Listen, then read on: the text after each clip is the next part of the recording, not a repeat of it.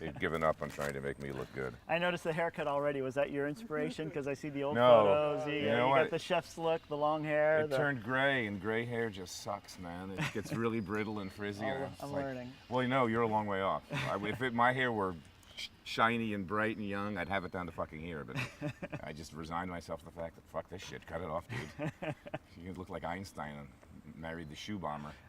All right, Shoe Bomber, we're rolling. So just for the camera, for my editor, spell your first name Stephen, Stephen, and your last name, Bolger, Bolger. and how you'd like to be identified. Is that Stephen. No, but I mean that lower third. CEO, owner. Yeah, the founder, Oh. founder of Viniv, Okay. and if And you want, Viniv- chief operating officer of Lynch Bodge. And- That's up to that's up to okay. you. That's That's a good title. And spelled Viniv. Viniv. All right, super. Speed? Rolling.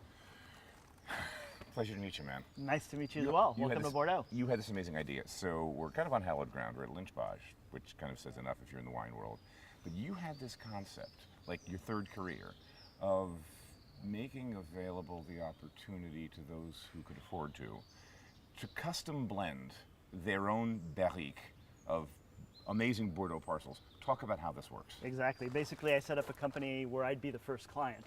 Viniv's a company that allows anyone with a passion for wine to be able to produce their own barrel of wine using three assets that I basically make available to them. A winery located right here alongside Lynch Bodge. Great vineyards. We've got 15 parcels of vine throughout Bordeaux, some located next to classified growth, others in just fantastic terroir that's worth putting on our list. And the last thing that we make available to our clients is a technical team, which happens to be the technical team of where you're at right now, Chateau Lynch Bodge, and a consultant called Eric Boissneau. Whose pedigree is insane. So Boissneau is a consultant for, name a couple of these. Lafitte, Yeah. Latour, Margot, a couple kind of lower rung Yeah, some third or fourth operations. growths, yes, exactly. yes. And just a super great guy who's willing to listen to clients to understand what they want to produce in their wine. Now they're going to be able to do a number of things. Pick the varietals, pick the percentage of the blends, pick how they want it to work, pick the label, pick the cork, pick the lead on the top, the box, the whole shooting match. It's like once that barrique's ready, the bottles are theirs, customized as well. It's as if they're the owner and they decide exactly what they want, both out of the experience, out of the wine, out of the packaging. They decide their level of involvement, and then the team at Lynch Bodge and at Viniv are here to do all of the rest of the work when they're not here. And when I first told about this, I was trying to wrap my head around this. So you know, I've been to the crush. I kind of know how wine's made, and I'm like, so how? So you've assembled these parcels, which is astonishing that you have access to. Yeah. And then I'm like, so are they tasting the wine en premier? The 15 is going to be an amazing crop. So 2015, I would went in on this. How do I buy it in advance? Do I come are you aging it? So how does it work? Because there's it's kind of like a puzzle you're putting together for them. Exactly. So I'd say about 50% of our clients come in before harvest and say, I want to make the 2015 vintage. And they're going to accompany the experience and the process throughout the 2 years. And then I've got another set of clients, the other 50%, that say, hey, I don't necessarily want to wait 2 years. So what they do is they take blend components that we still have available from the 2014 vintage right. and basically speed up the process by a year.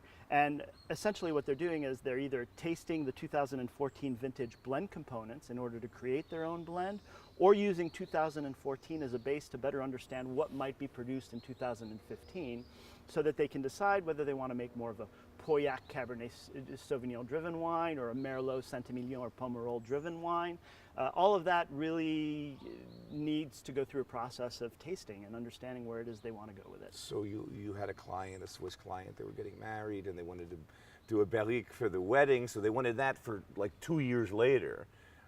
Something happened in the meantime and a baby came along and they said, wait a second, in that case, you tell that story. Because for the wedding, they're going to want one that they could drink fast. So that would be a softer, more approachable, younger style. And for the birth of their son. Exactly. So the client is essentially deciding the style of wine that they want to produce each vintage. So in 2009, when they got married, they wanted something soft, romantic, that they'd be able to drink young, because who knows how long they were going to be married, right? And so they made it Merlot dominant. Right. The following year, 2010, they call me up and they say, we've got an event coming on board. His name is Felix Simon. And so they produced a 2010 vintage wine called Felix Simon, which was Cabernet Sauvignon dominant. Cabernet Sauvignon being a wine that has a tendency to age a little bit longer, Sure. they wanted to make sure that they had a powerful cab, primarily Pauillac driven, that they could give to their son 20 on his years. 18th birthday. Right, insane. Or 21st birthday in Or the United in States, whatever. but they're in Switzerland. That's so cool. So So I mean, it's just without putting too sharp a point on it, you know, for the set of the world that kind of can have what they want, for who live where they want to live, who have that kind of wealth, it's an amazing asset to just come here and say, hey, I can be my own vigneron.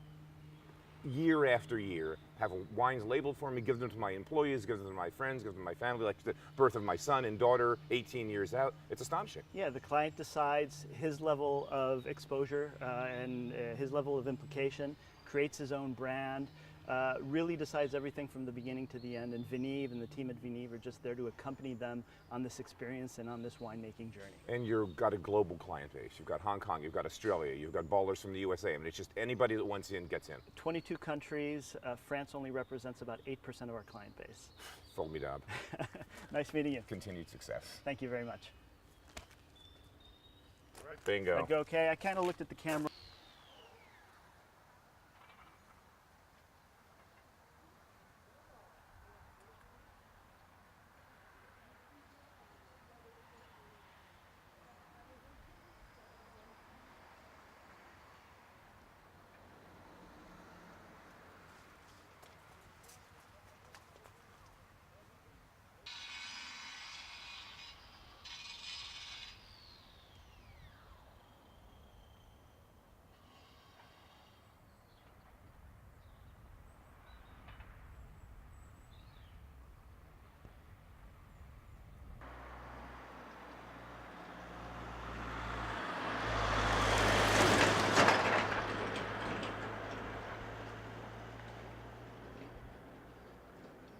Want a turn, a look? Yeah, something like that. You don't have to turn too much.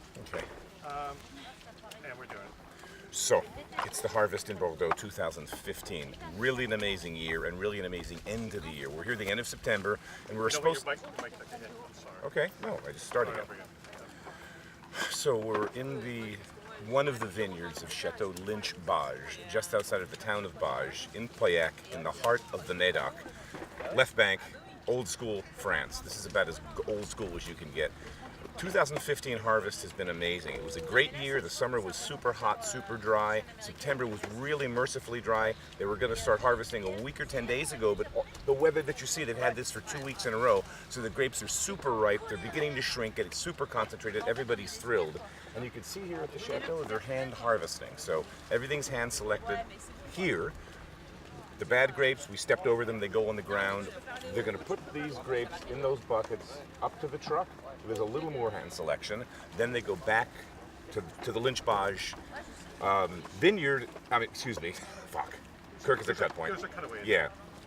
Then they're going to go back to the reception, they call it, where there's yet another selection, and then finally the crush. The grapes they're harvesting are Cabernet Sauvignon.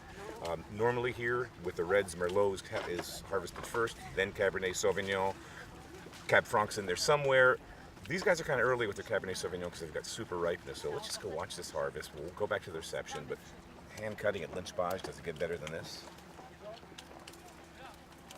Non, mais je sais pas. Dire, on a tous une vie, on a tous un taf à côté. Ça va quoi. Moi, j'attends pas après le raisin.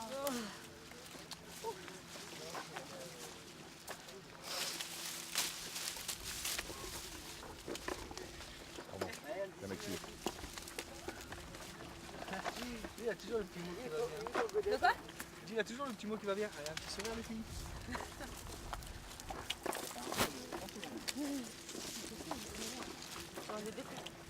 Non, mais lui, il est cool. Je vais lui demander. Il y a un Blackpool en fait, je crois. Hein? Il y a un Blackpool. Il est très cool.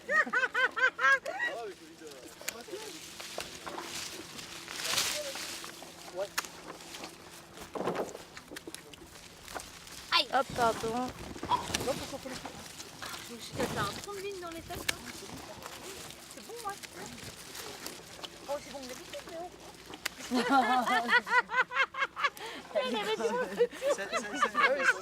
C'est surtout qu'à la caméra quoi. Droit à voyage, on va faire quoi? bien un voyage à New York, pas de problème.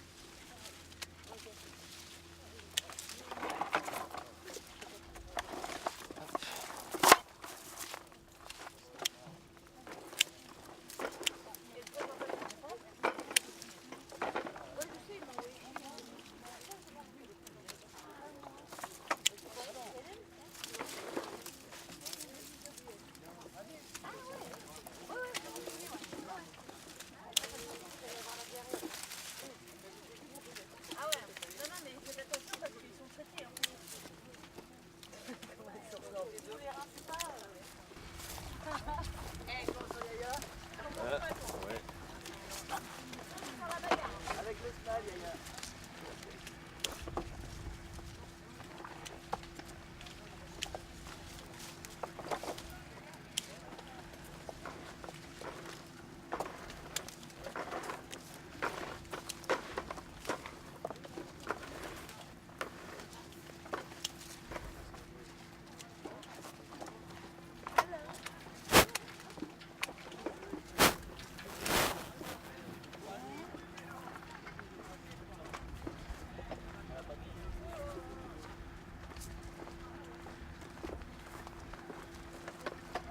Ah, Romain, ça va être à nous. Hey Joe, Yeah. if you could come this, I'm afraid we're going to lose this truck down here in a second. Can I get And I guess you can get a wide on what they're doing. These guys bringing it up and dumping.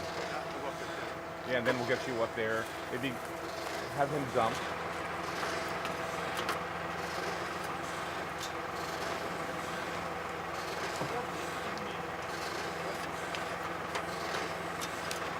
And then maybe a shot of this.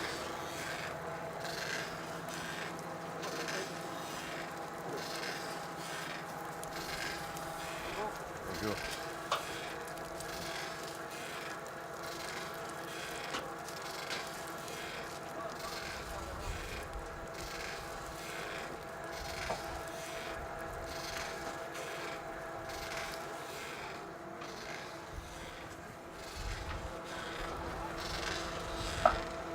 So I would just wanted to ask permission if we could get Joe to come up that ladder and shoot what they're doing.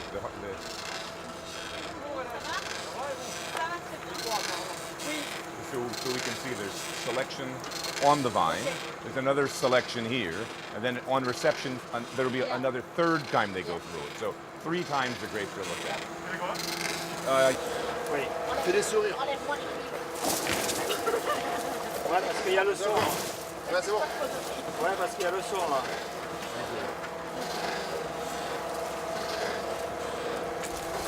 No with you, or is this on the other side? Vas-y, vas-y, vas-y. Okay, now I'm going to go grab the camera. Thank you.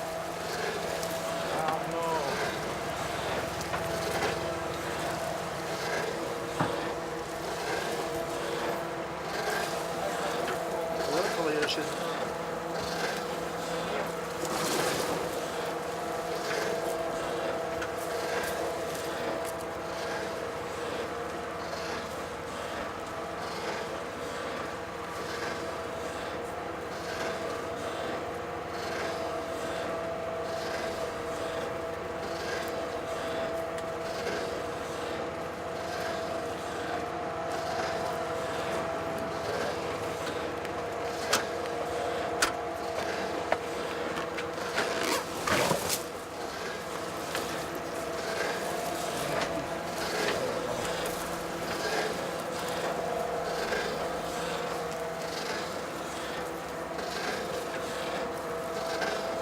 Good. Good. You're the best. Thank you.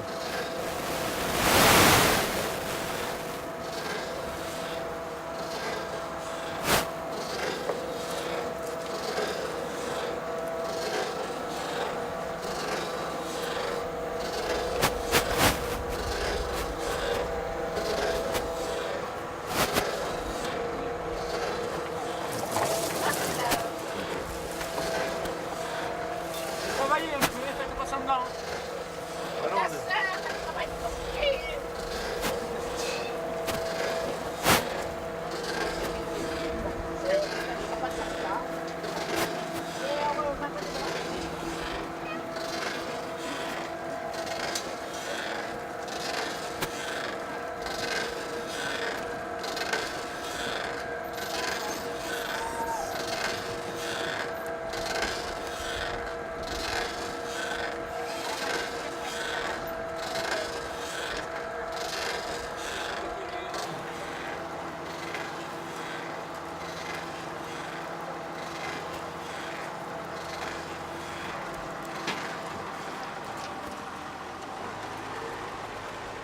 Bingo.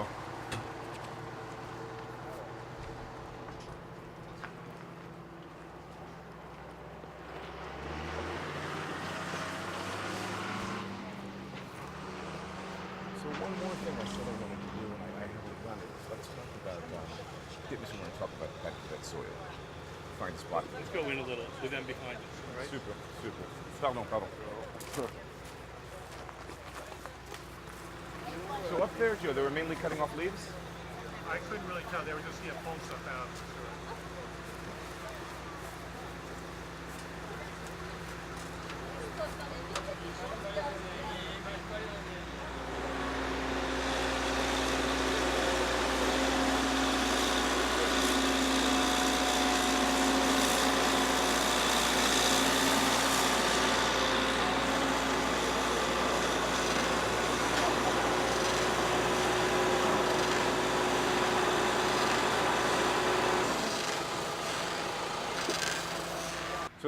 So they're actually rejecting grapes on top. Yes. Okay. And there is a third selection. At reception. At reception. Super. Yeah.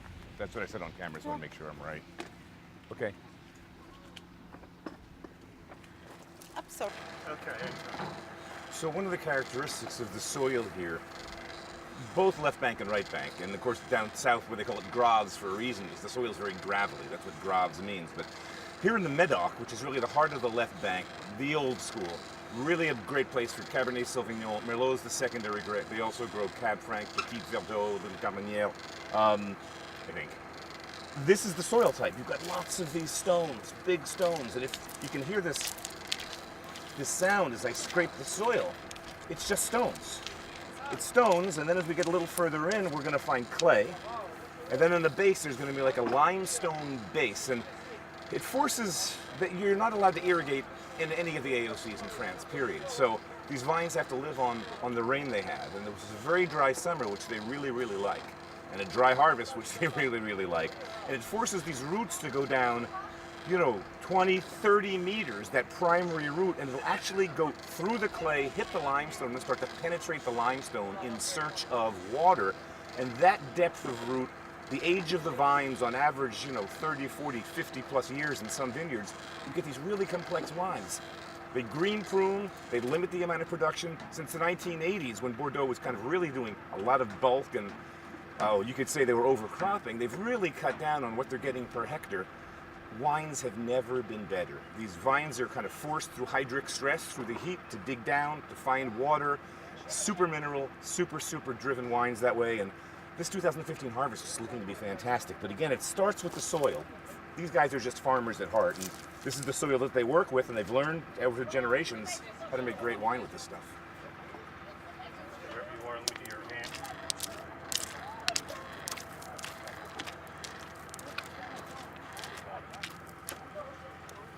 Thank you. Show me.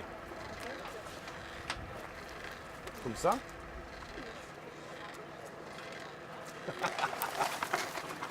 I'm participating in the harvest. Ça va? Ça va? You speak English? You do. You're better than my French. Is this your first harvest? No, the second time. I was in Champagne. Oh, and, that's fun. Before Morgan. Oh, that's even, wow, that's great. Where do I clip this one? Ah. Jura? Oh, the Jura. That's a really cool spot. That's really popular in New York now. The next,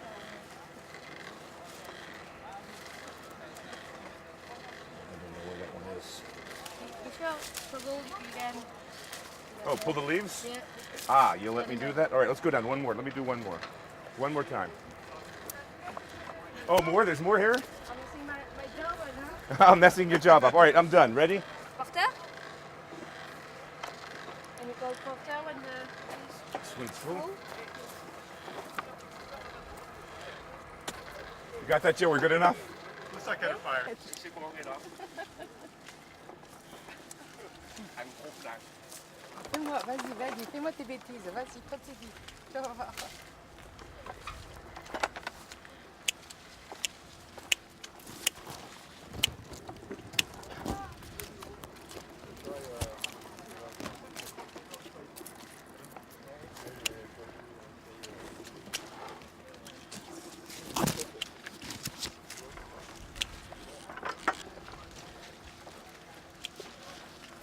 Where's our team? I think we're still. No, they're down there off the end of where you're standing.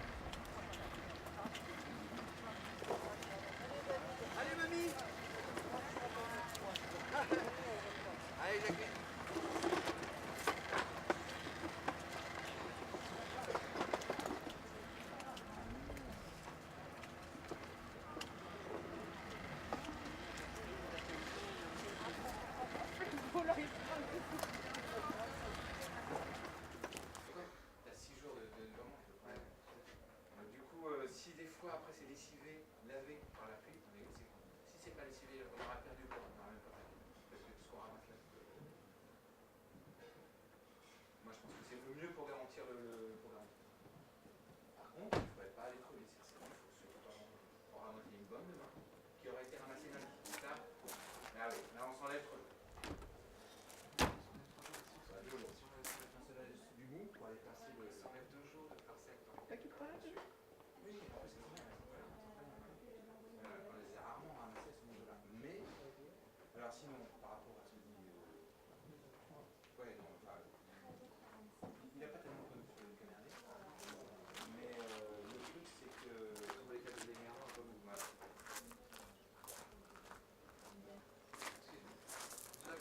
Oh, not now. Thank you. Thank you, though.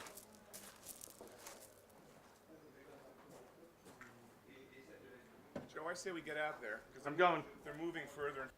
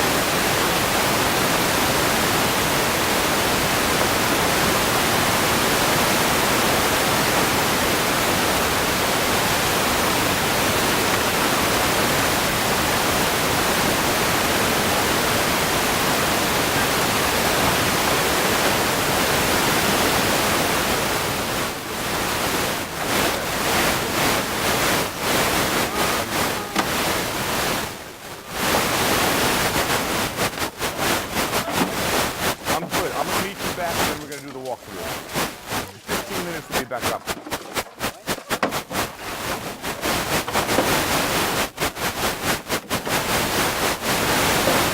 Is this Cabernet Sauvignon?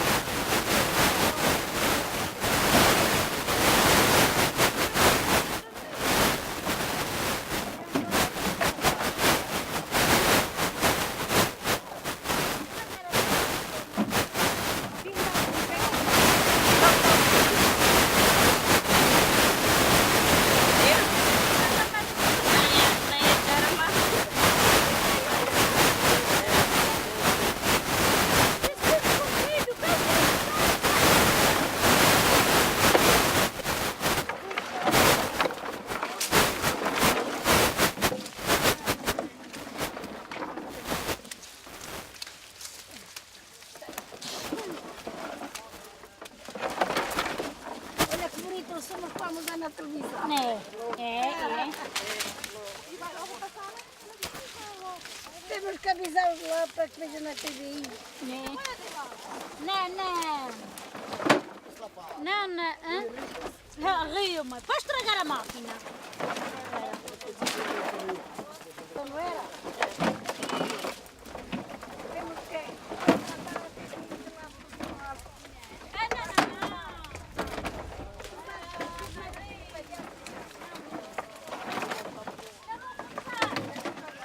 A couple of things, I'll do some cutaways later to tie it up. I want to talk about, again, where we are and then soil type, how it's a little different than Lynch-Bage and blah, blah, blah, blah, blah. All right, we're rolling. So we're at Chateau Lafont Rocher, just down the road from Côte d'Estronnel. These are super, super famous estates, first growths.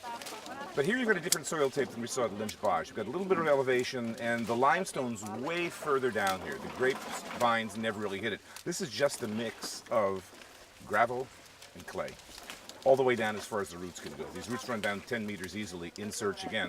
There's no irrigation here allowed, period. So in order to find water in a dry year like 2015, they go way down. It's an interesting estate. We're going to meet the sun. I forget how many generations, not that long. They've been in Cognac for 600 years, but I think they've only been here for 3 generations. So they're kind of the newbies. But great story. They're spending a ton of money. They've renovated their caves. They've got a beautiful press. We're going to see the press. We're going to see the reception up there. Gorgeous concrete fats, brand new stainless steel, state-of-the-art facility with an optic sorter for the grapes. That's going to be exciting. But take a look at the soil type, man. It's just gnarly, gnarly, gnarly. This, and that stress, that hydric stress, gives this wine this super, super terroir. It's Cabernet Sauvignon and Merlot the whole way.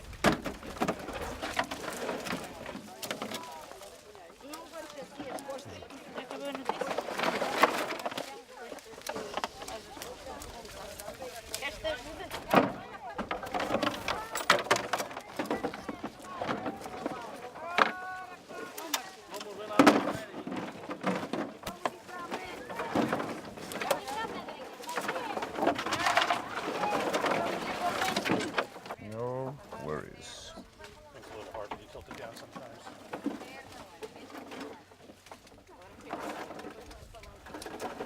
Okay.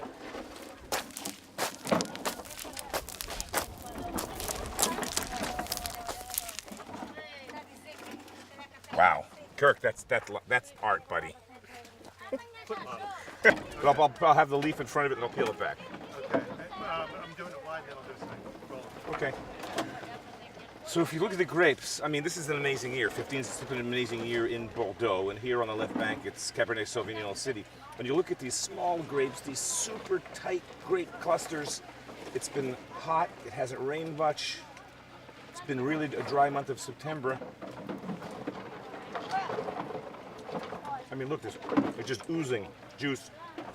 And again, you see where I picked the grape. It's all red, no green. I can't wait to drink this vintage.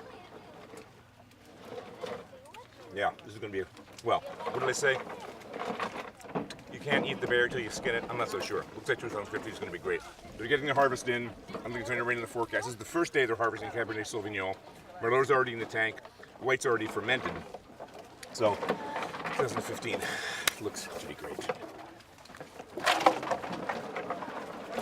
That's why don't you start with your hand out. Start with your hand out and go ahead and do it.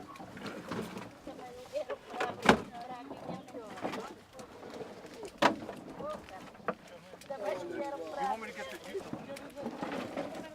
you squeeze it? No, that's just, it's oozing out, dude. Got it. Watch, I'll do it again. Just look at that. Just runs out.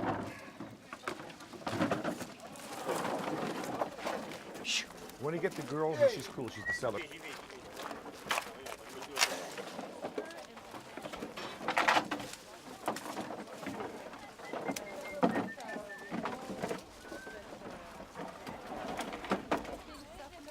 Yeah. Big, tannic, strong.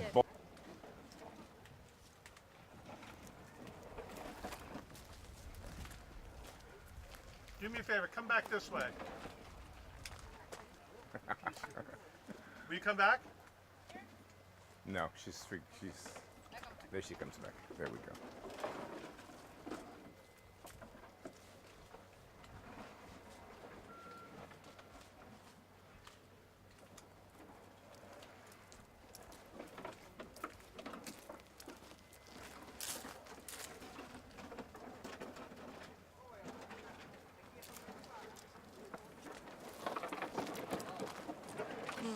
Super, super. You're a star. It was amazing.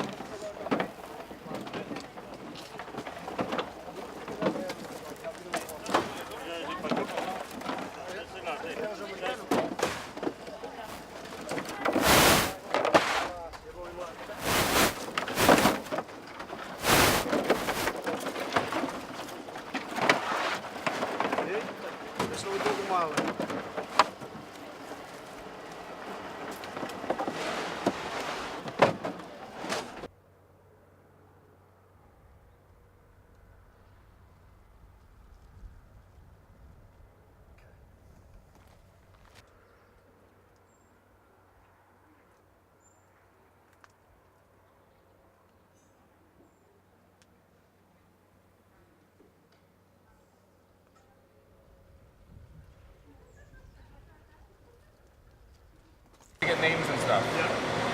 So we have it. You're going to give me your card at the end of the day, but just in case I forget. We have so many elements. My editor always emails me like, he'll be editing this like 5 months from now because it's the beginning. Okay. Who was that guy at that vineyard that was yellow? And I'm like, fuck if I remember, dude. So spell your first name. Okay. Spell. Basile. B-A-S-I-L-E? Yes, exactly. Basile. Last name? Tesseron. T-E-S-S-E-R-O-N. We have it?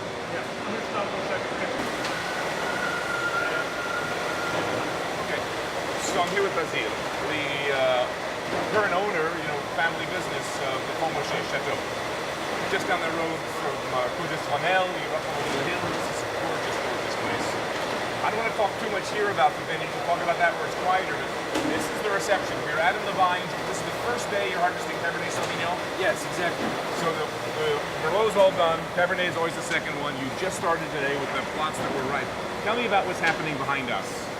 Just now, in fact, you got the sorting table, and each one, you got those three kids there are getting rid of the leaves and some bunches that have a little bit of botrytis, which is a rot, and so they get rid of this, and then you got the steamer, which is just behind, and then an optical sorting table. Now, the optical sorting table, I know this is funny. I've seen it. I was been in the food business my whole life. Coffee beans, nuts. It's used in the industry all the time to sort out little bad things. And it always amazed me because it's like a pretty quickly moving sheet with some kind of infra, I don't know what the light is, and it's able to detect tiny imperfections. You kind of resisted this. In fact, I didn't want this machine. My father wanted it, our consultant, which is Jean-Claude Berrouet, wanted it, and me, I didn't want it. I said, no, there's too much technology in our cellar. It's too new, in fact. And those two persons told me, man, we've been waiting for this machine for the past 50 years, and you, little boy, you're saying no. I said, no way. And finally, they told me, this machine, we've been waiting for this machine. Everybody in the agriculture is using it, and us, why don't we use it? And now that you have it, you took their advice, which is good. Exactly. And now that you have it, it's like, holy moly, this thing works. Yes, because it's working pretty well. You need to be really behind it because it's a tool. And behind every tool, you need to have a man. Yeah. And this machine is only getting rid of what you don't want. That's all. So that's all we need. We have a sorting table here that's doing some sorting, it's doing de-leafing and all that, and then that machine's able to pick out the grapes that are a little bit green, the grapes that are finally the last chance you have is that machine. Exactly. Super. And also, it doesn't transform the wine. It does not transform the wine or the fruit by itself. It's only getting rid of the few things. Right. And rather than sometimes with hand sorting, if you got rid of some of the bad grapes, you'd get rid of some of the good grapes with the bad grapes because no one's going to be picking individual greenage if that goes. This way you're only losing the bad grapes and you're getting all the good grapes with the crush. Exactly. Super. Let's just walk through the process so we can shoot it. And this is, you can go as slow as you want. Did you bring the tripod or you don't need it? Okay, go ahead then. So here's the you and I need to talk this morning. He's just going to cover what we're saying. Cut away. In other words, he'll cut away from our interview to go to this.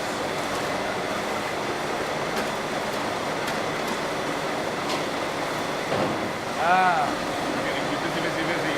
Yes, because Lucas is telling me I have doubts on our Cabernet Sauvignon. He said I have doubts on our Cabernet Sauvignon. He's saying if we pick tomorrow, we might pick too early. But if we pick on Monday, it might be too late. So it's like I don't know what to do. So it needs some answers, and I don't have answers. No. But Your chance of rain on Sunday? chance of rain on Saturday afternoon. We don't know yet. On Friday afternoon, tomorrow. But that's, we are gambling. But the trouble is we know what we are going to lose. We don't know exactly what we are going to win.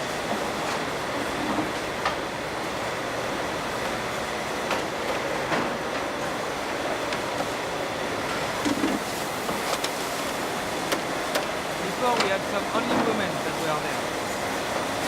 And it's good.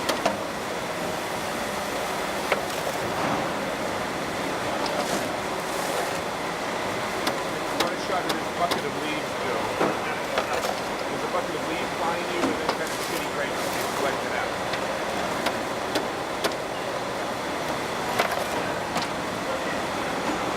You see, like there, this is when this turns red. This means that it's right. Yes. That's what we call the l'autement, auté. What do you call it? Auté. Actually, say that to the camera to show that. Get out of the light though, that's going to blow your white balance out. He's going to point, you're going to have to get a two-shot on this. Him saying it and then a close-up, but tell me when you're speeding. Look at this, Mike. This is when the steam is getting red. That means that it's ripe. So they just snipped this and that little end of it. This was where it was attached. Well, Exactly. Don't get your hands in mine. When that's red, you got it. Exactly. This is called what we call auté, and this is really a meaning of having a good ripening, because that's when the steam is turning into wood. That's the good. All right, hold on. You want my hand? Okay. Now he's got to get a real close up. That's bad. You want to bring your hand in?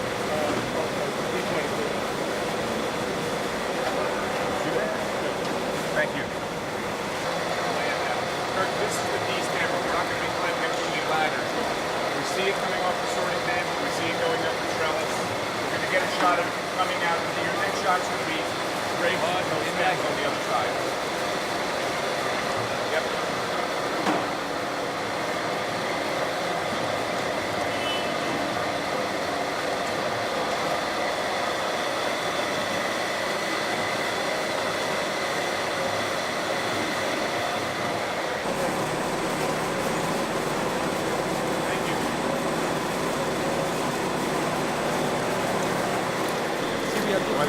Different way of pumping over. This way, which is the natural one, and this is the machine.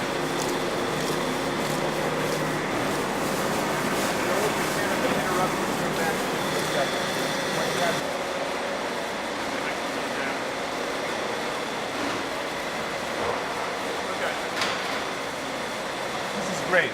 So you do your Merlot all stainless steel. This is in no. This is in. This is concrete? This is concrete. Okay, sorry. Usually yes, we put the Merlot in stainless steel, but that's our very first year. We've been putting a bit of Merlot inside concrete. So I don't know what's underneath this. I just see grape juice. But so this is the fermentation. How Yeah. long is how many days has it been fermenting? It has been. We've been keeping it at with a low temperature for about 4 days. And now we are just beginning to pump over with open air.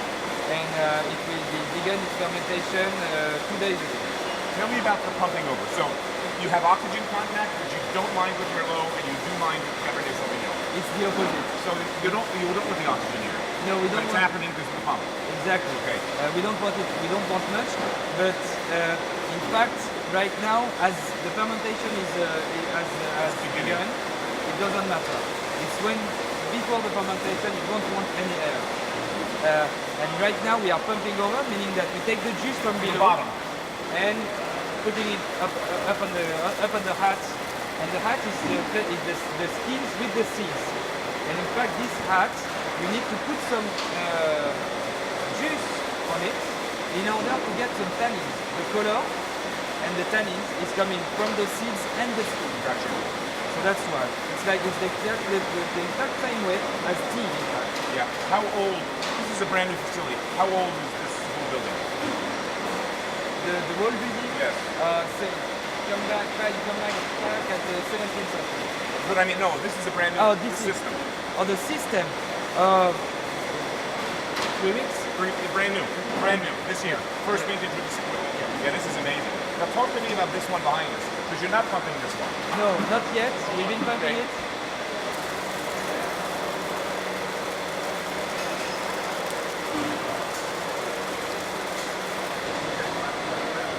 So I'm looking at Merlot here. Am I looking at stainless or concrete? Concrete again? Concrete. Still thing. But no pumping here? Not yet. Not yet. We've been doing it, but not the same way. Here you see the pressure was quite high in order to break the hat, because the hat is the same way when you are putting the same amount of water, like this way, you're leaving some sillon. That the same way if you leave a rose in your garden, it will have the same trace. Right. So there you need to break it. There it has already been broken, and now slowly but gently you put a little bit of juice in it, just in order for the hat to be wet. There you need to be immersed. Then there you need it to be wet. Gotcha. I'm gonna go. Okay, let's just do a little action. Okay.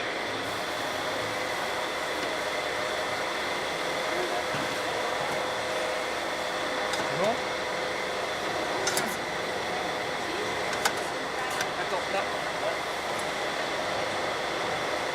Voilà, c'est bon.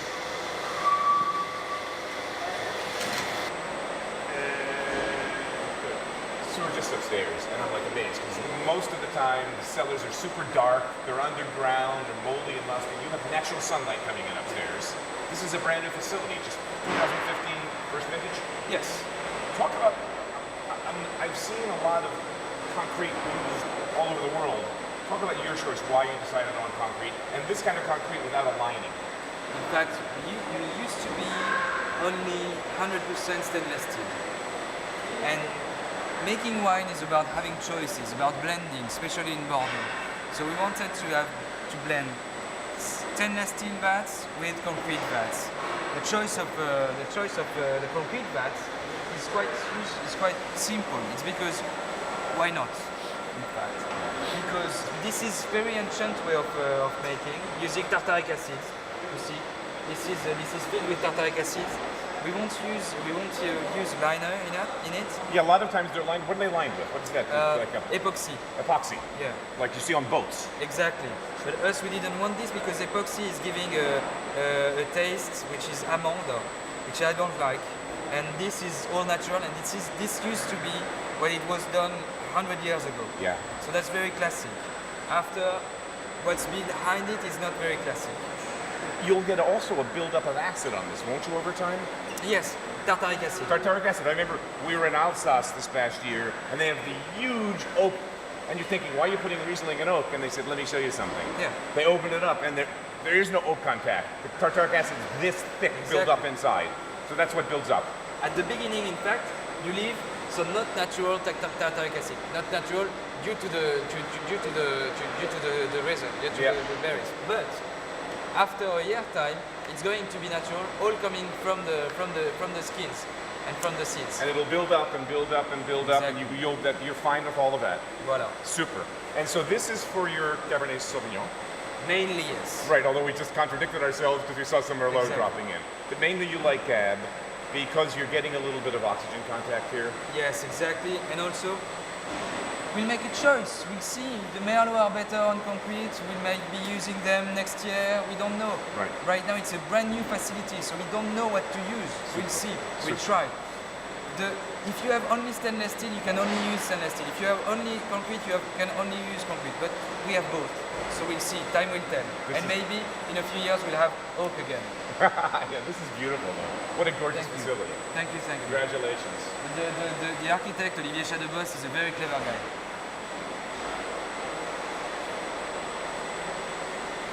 Good, Joe. Look at a wide shot. A wide shot.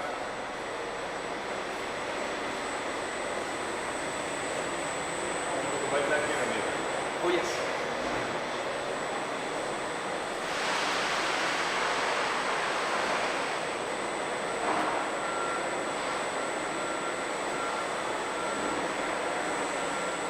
Yeah.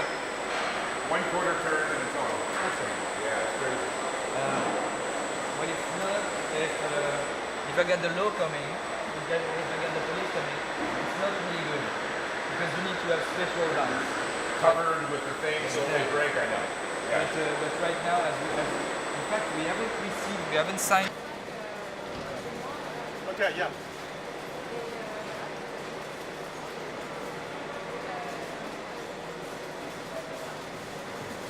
Qu'est-ce qui vous avez fait changer d'avis là?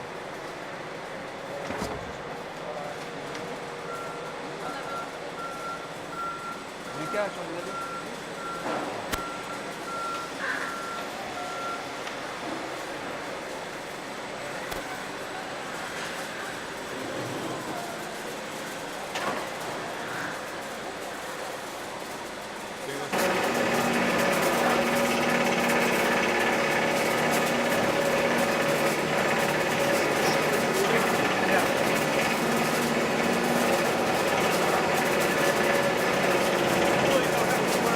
So why don't you do this? Let me take the camera off because I'm not sure if you're shooting what I'm seeing. Voilà, quand on nous rejoint, ici là aussi.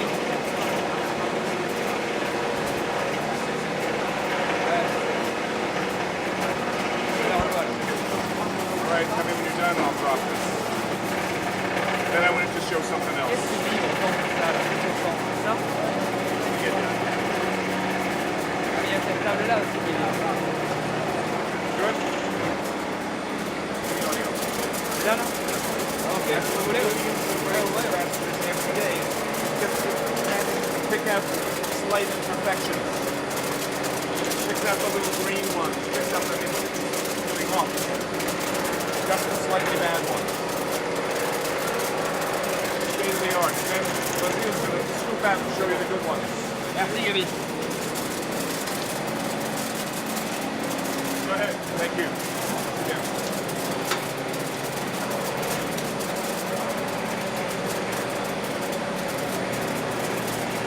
Go ahead. Those are the ones that made the cut. Exactly. Those are perfect. That are perfect. Almost perfect. Because I'm saying almost because perfection is boring. It must not be perfect. The perfect wine is a boring wine.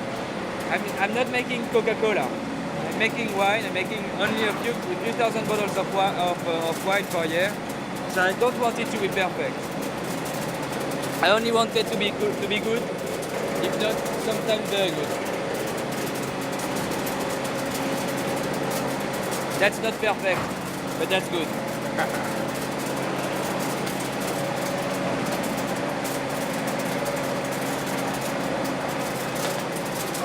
Mal.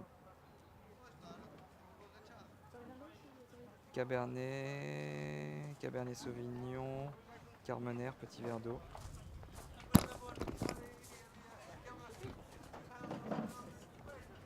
Saint-Estèphe 1, Merlot.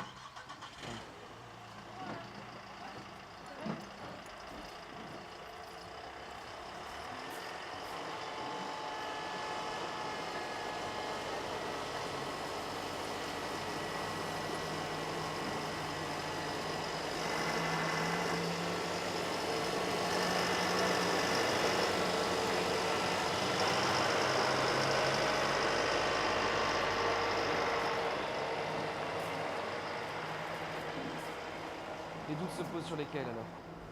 Bah, visiblement, on est tous d'accord sur la 6 et la 7. Par contre, Ouais. c'est vrai que La 3 et la 5. avec la tort, c'est que ce serait bien de faire un gros volume. Et donc, du coup, ils doutent plus de la 3 et la 5. Du coup, si on voulait les mettre ensemble, ils doutent. La 6 et la 7, elles lâchent ou pas du tout? Non.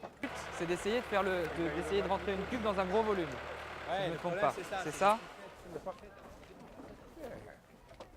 You're a good guy. You're a good guy.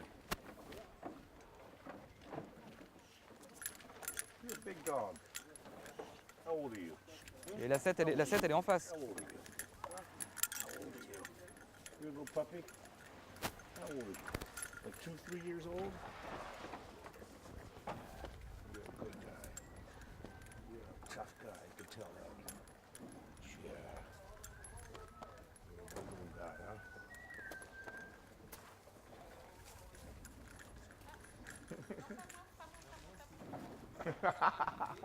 You scared of him? Come on, Arno. He's not that big. He's a big guy. He's my buddy.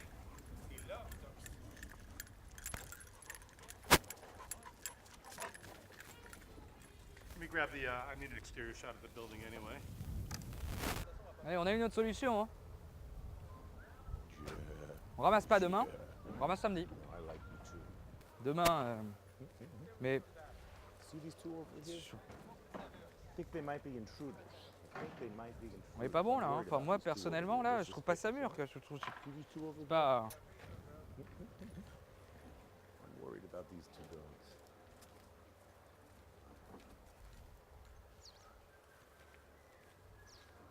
Doggy bonding.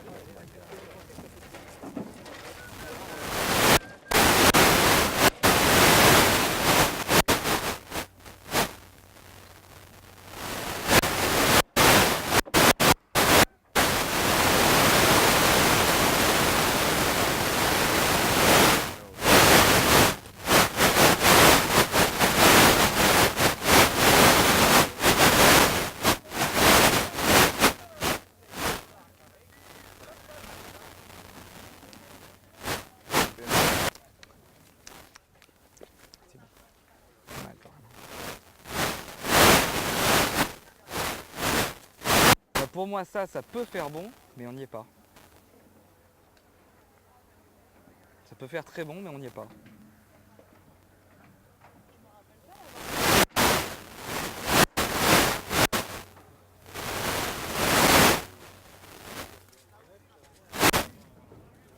En neuf, ça se goûtait très très bien. Ça rappelle Frédéric ou pas? Quand on était allé.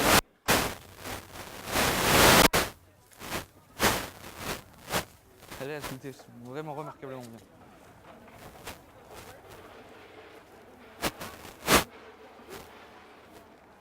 Je vais leur dire. Donc on ne travaille pas demain?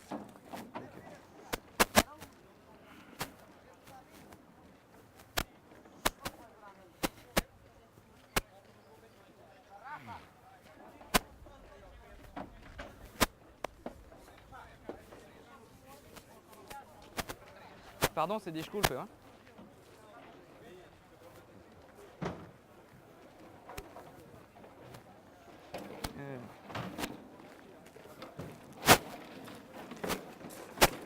Pardon.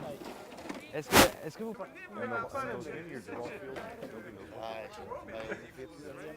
Si, demain on va travailler, mais on fait pas en vendange, je pense. Yeah, the old ones. Merci beaucoup. Just you and I, so no camera.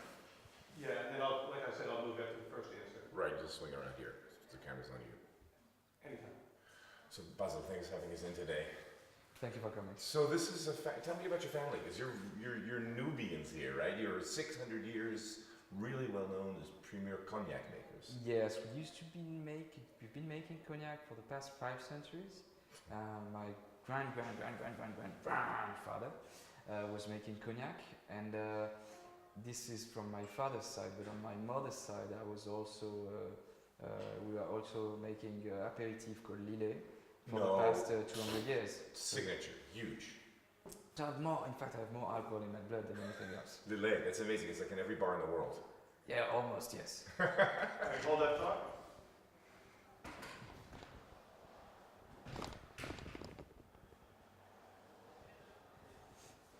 And here is my dad coming. Ça va, papa?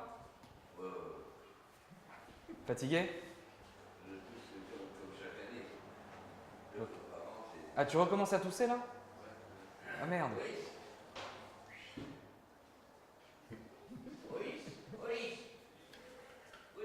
And trust me, he's in a good mood.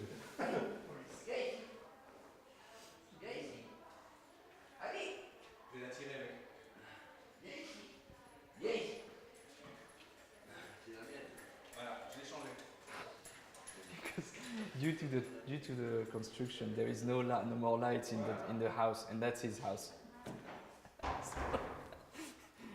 So every morning I'm saying, did you sleep well? No. Next question. Yeah. Too funny. We're back, Mike. So you're at Lillet, that's where you were, that story, Yeah. on your mother's side. In fact, my grandfather used to be is Pierre Lillet, and we've been selling it a few decades ago. But he's the one who gave me the love of taste and the fragrance and smells, and he's really the one who gave me all this feeling about not winemaking, but how to behave in front of a taste.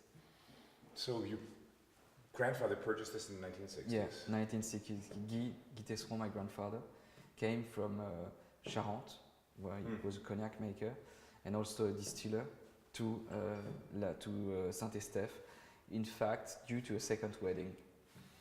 So what do you have planted here? Because your soil's a bit different. I mean, because I said you're kind of on elevation. You've got a lot of gravel. You've got clay, but the limestone's way down. It's not really coming into play. You describe what you're planting and why. In fact, it's the river and the ocean. We are just straight at the border in between the ocean and the river. And the Pyrenees have came a long way from the mountain, left different layers of soil. So we have the highest one at 26 meters higher than the sea level, which is just where we are situated now, is mostly pebbly soil. Then pebbles, yeah. exactly. Yeah. And then a few meters away, about 200 meters far from here, you have another kind of soil, which is clay soil. In fact, due to this soil that we have here, we have clay next door. Why is that? Because just from the river has the gravels and the pebbles have filtered the sediments and left the clay just there. And Merlot loves clay. And Merlot are better there, way better. Yeah. And Cabernet Sauvignon are there. Is there any other brand, any Cab Franc? We have 5% Cabernet Franc and only 2% Petit Verdot. Petit Verdot, okay, super. And we were filming in the vineyards today, and You don't need me. No, if you'd like.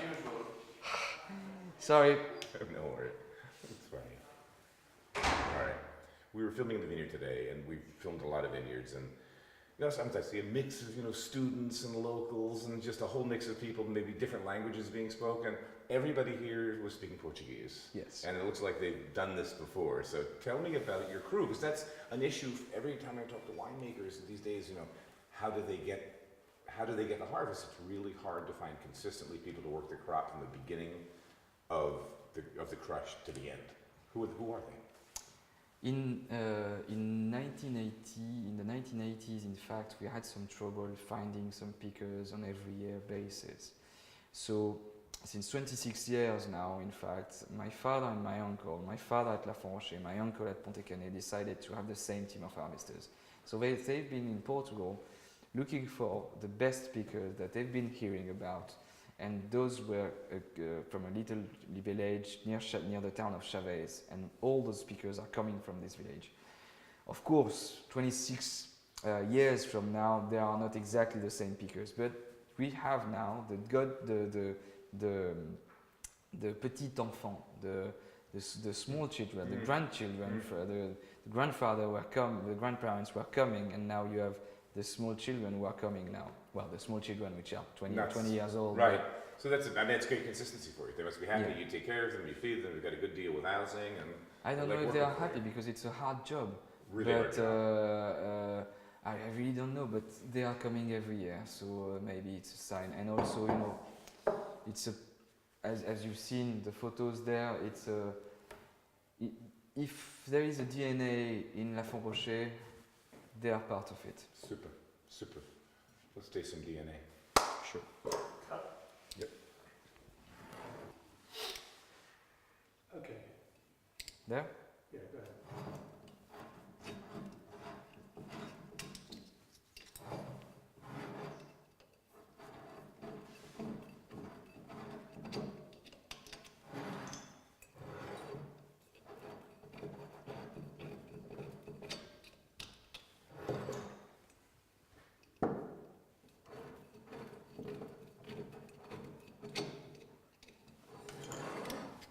Okay.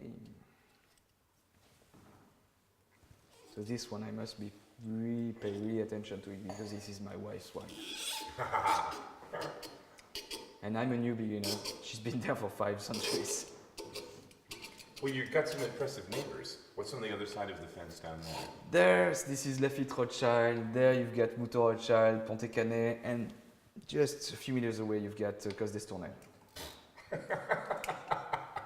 Not a bad neighborhood. Jeez. They're happy to have us around. Who are those people? Who are those new people? They are telling us, well, you're the faire valoir. Saying, you know, we are so big, you're good, but you're not as big. So this is your wife's family? Yes, exactly. Which is the 1 mile away from here. Perfect. From our cellar, you can see the rooftop of our winery. And how long have they been here? Generations? They've been there since 1580, so they are about, I don't know, about... a long time. Yes. Someone else will do the math. Exactly. And it's only been owned and run by women since 1580. Wow, that's unusual, huh? That's really unusual. And the wine is mainly Merlot, while in the area you have mainly Cabernet Sauvignon. The soils are clay and limestones mainly, which is really unusual. Which is in fact the same soil, the same kind of soil that you have on the right bank of Bordeaux.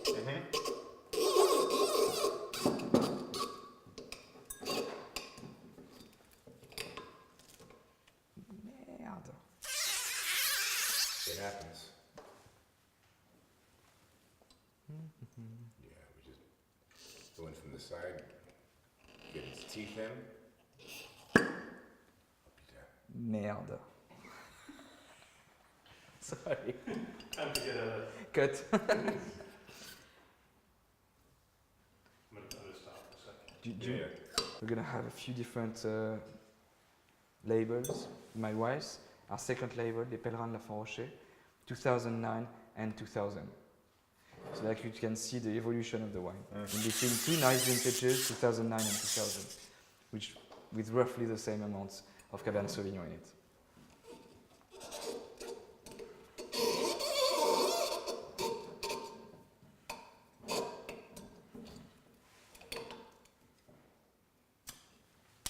Voilà. So 2 Merlot-based wine, Larivot and Les Pèlerins de la Font-Rocher, 2 Cabernet Sauvignon-based.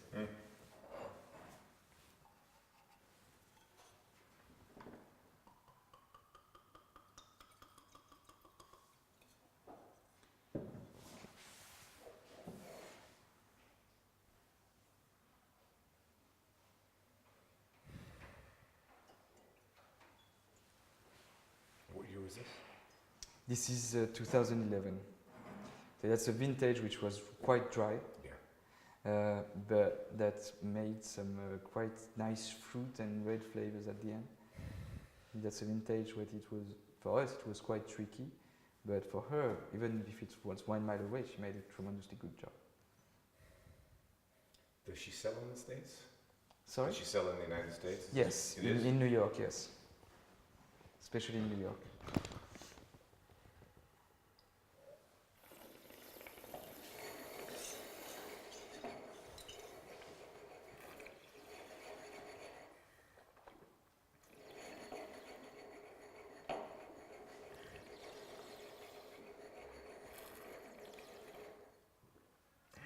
What percentage is Merlot? 80? 90? 65% Merlot. And the rest is Cabernet? And the rest is Cabernet. And the rest is Cabernet Sauvignon and about 10% of Petit Verdot, which is quite a large amount of Petit Verdot.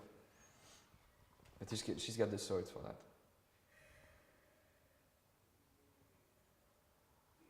It's a really beautiful nose, and it's funny, it's really, to me, kind of light in the mouth. I mean, for this, it doesn't have a ton of weight. You can feel a little bit of oak, but not much. And it still tastes really young, sort of, energetic and young and youthful, and it's only 4 years old. Yeah. In fact, it's quite a young child. But that's a wine for in terms of money. This is one of the best value. What does it retail for? Do you know? In the States, it retails for about $15. No way. Yes. 15. Yeah. 15. In between 15 and 20. I mean, that's nuts. Yeah, that's really good. That's a really good deal. Who's your importer? Sorry? Who's the importer? You've got two mainly, which are one is MMD with Winebook, and the other one is Duclos, La Vinicole.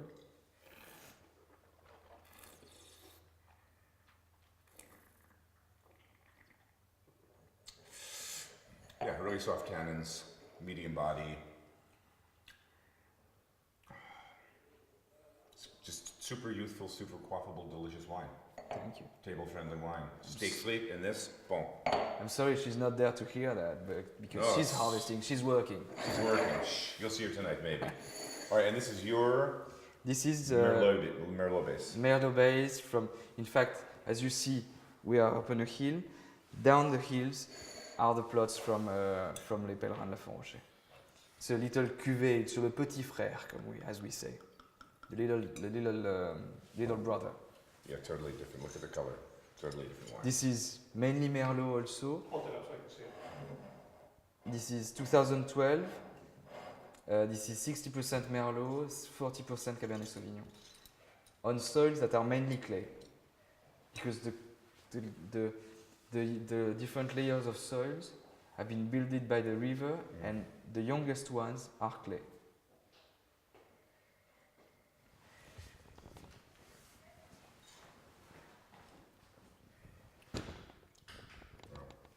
It's got that, there's something unmistakable about Merlot from, I mean, this almost reminds me of Right Bank. Like if I'm blind tasting this, I'm like, yeah, we're in Bordeaux, it's Merlot, I think, a fair amount, and we're Right Bank. That's my money. That's my bet. I'm wrong. It could go, but it's not. It's not. I know. But lots of clay in the soil? Lots of clay, yeah. That's one of the particularities of Saint-Estèphe. Saint-Estèphe, it's about 1,200 hectares, 55 different domains, and you have about 40% of Merlot in the whole Saint-Estèphe area, which is unusual for the Médoc. A lot of spice in the nose in this too, huh? Yes, yeah, I like it. Do you mind if I taste with you? You only put 4 glasses, so I was like, there's 4 wines and 4 glasses. I guess I'm drinking alone. I don't think you're short of glasses here, right? Have we run out? No, we're running out of bottles.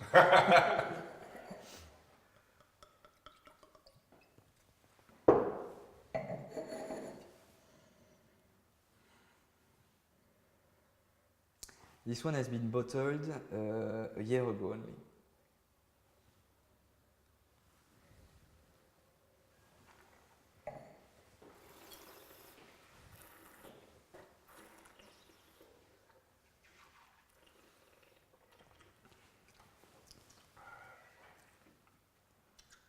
'12? 2012? Yeah. Yeah, not a tough year. tough year because you needed to be very gentle with the berries. Like, you know, we are when we are making wine here, we are listening to what the berries are saying. So every day we taste the juice, we taste the berries when on the vine tree.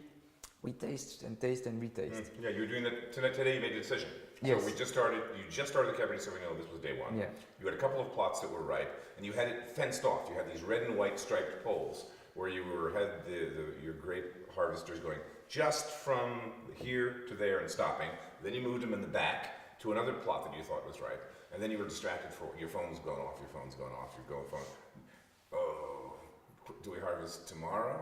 Do we harvest Saturday, or do we wait till Sunday? And you were back and forth, and then you went out and did what? Yeah, we decided not to harvest. Tasted grapes. Yes, exactly. Yeah.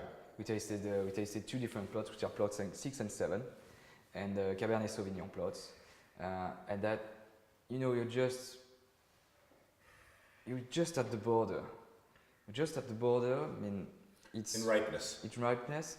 So some people think we are crazy. Of course, obviously we are. If we were not crazy, we are not winemakers. But maybe we can. You're betting on the next day. That's what we do. We are gambling, but we are gambling with nature. We don't know what we get in front of us. But if we win, well, it might be la timbale, the good thing. Right. And 2015 is going to be great. I'm going to cut you guys because I got to change my Remediation.